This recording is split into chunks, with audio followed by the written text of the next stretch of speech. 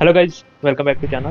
तर आता पावसाळ्याचे दिवस आहे आणि तुम्ही न्यूज पण बघत असाल की मॅक्झिमम ठिकाणी शॉर्ट सर्किटमुळे काही झालेलं आहे आणि म्हणजे कोणाचा मृत्यू झाला आहे आणि त्याच्यासोबत कुठे बेसमेंटमध्ये पाणी वगैरे गेलेलं आहे. तर ह्या तर दिल्लीच्या बातम्या होत्या.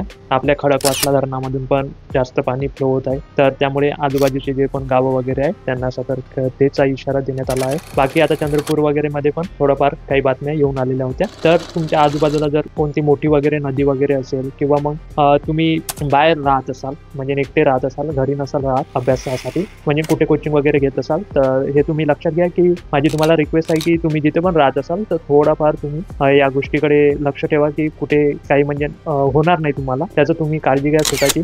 तुम्ही आजूबाजूनं पण तुमच्या थोडंसं बघून घेत जा की कुठे शॉर्ट सर्किट वगैरेचा काही प्रॉब्लेम असू शकतो का. ॲज अ इलेक्ट्रिकल इंजिनियर तुम्हाला दिसूनच जाते की कुठे काही चान्सेस असू शकते का त्याचे. तर त्याप्रमाणे मग तुम्ही तिथे करू शकता. जे पण वायरमॅन किंवा जे पण ऑथॉरिटी राहते त्याच्याकडे बघणारी, ते तुम्ही थोडाफार करू शकता. असं काही प्रत्येक स्टुडंटसाठी नाही आहे. जे घरी असते ते तर नॉर्मली सेफच राहतात, पण तुम्ही कुठे राहत आहे आणि तुम्हाला माहीत पडत आहे की ते काही होऊ शकतं, कुठे पोल्स वगैरे आहे ते बरोबर नाही आहे, त्यामध्ये लाईनिंग वगैरे म्हणजे वायर वगैरे बरोबर लावलेले नाही आहे, कुठे वाटत आहे तुम्हाला तसे चान्सेस होऊ शकतात आणि हेवी रेनिंग पण चालू आहे त्या एरियामध्ये, तर तुम्ही ते रिपोर्ट करू शकता, जेणेकरून पुढे चालून तुम्हाला काही त्याचा हार्म होणार नाही किंवा बाकी तिथे राहणारे बाकी लोक पण आहेत त्यांना पण हार्म होणार नाही. बाकी जर तुम्हाला कुठे फ्लड वगैरेची कंडिशन वगैरे वाटत असेल की मग त्यानुसार तुम्ही तुमची सोय स्वतःच करून घ्यायला पाहिजे, कारण की बाकी लोक तर तुमची म्हणजे हे तुमच्यासाठी काही मदत वगैरे करणार नाही, तर तुम्हालाच त्याचं आपली जी सुरक्षा आहे ते करावी लागणार आहे. बाकी जर पाहिलं तुम्ही तर आता तुम्ही एकटे दुकटे कुठे राहत असाल कोचिंग वगैरेसाठी किंवा लायब्ररीसाठी किंवा दूर राहत असाल घरापासून, तर या कंडिशनमध्ये कसं राहते की आता तुम्ही एकटे आहे, तुम्ही तर म्हटले आता पाऊस चालू झाला, खूप सारा पाऊस झाला आणि आजूबाजूला कुठे नदी आहे, धरण आहे किंवा कुठे झरा वगैरे आहे आणि तुम्ही तिथे पाहायला जात आहे, तर अशा कंडिशनमध्ये कसं राहते की आता तुम्ही घरापासून दूर आहे तर तुम्ही कुठे कधी चालले जाता, तर थोडंफार तुम्ही